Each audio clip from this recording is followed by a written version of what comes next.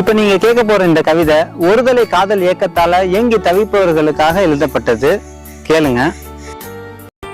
உள்ளம் நினைக்கின்றதா, எண்ணம் சிந்துகின்றதா, பார்க்க துடிக்கின்றதா, புரியாத இந்த நிலைதான் காதலா? வெட்டிய இரும்பின் தலை போல உன்னிடம் சேர துடிக்கிறது இந்த மனசு. பாவம் இந்த மனசு.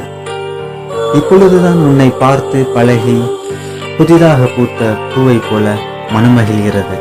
இந்த மனதிற்கு காதலால் வந்த ஏக்கம் புதிது, கீதம் புதிது, சிரிப்பு புதிது, அழுகை புதிது, தவிப்பு புதிது.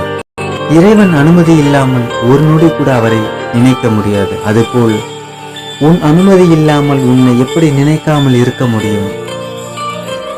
பேசி பழகும் தோழியாயிருந்தாலும் என்றும் என் கனவில் வாழும் காதலி நீ. ஊரே உறங்கிக் கொண்டிருக்க நான் மட்டும் இழுத்திருக்க ஏன் இந்த தண்டனை?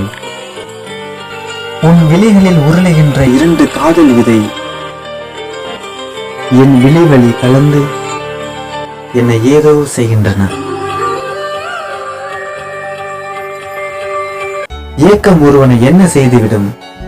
பசியிருந்தும் பட்டினி கிடக்கும், அத்வைதம் ஏற்க பழகும், உறவுகள் இருந்தும் விலகி நடக்கும், பணியிலும் உடல் வெப்பம் அதிகரிக்கும், தனிமையிலும் காதல் கொள்ளும்,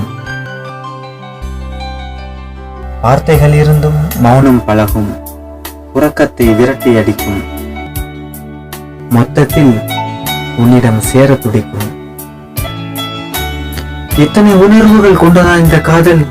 உன் நினைவுகளை அதிகரிக்கும் வல்லமை கொண்டவளே, குறைக்க வழியுண்டா?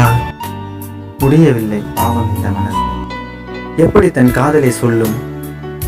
முடிவாக ஏங்கும் மனதுக்கு இந்த அறிவு சொல்வதென்னவோ, காதலிக்காக ஏங்காதே, காதலுக்காக ஏங்கு, தைரியம் வேண்டுமென ஏங்கு. ஏட்டுச் சுரைக்காய் கரைக்கு உதவாது, உன் ஒருதலை காதல் இயக்கம் என்றும் காதலுக்கு உதவாது. நன்றி.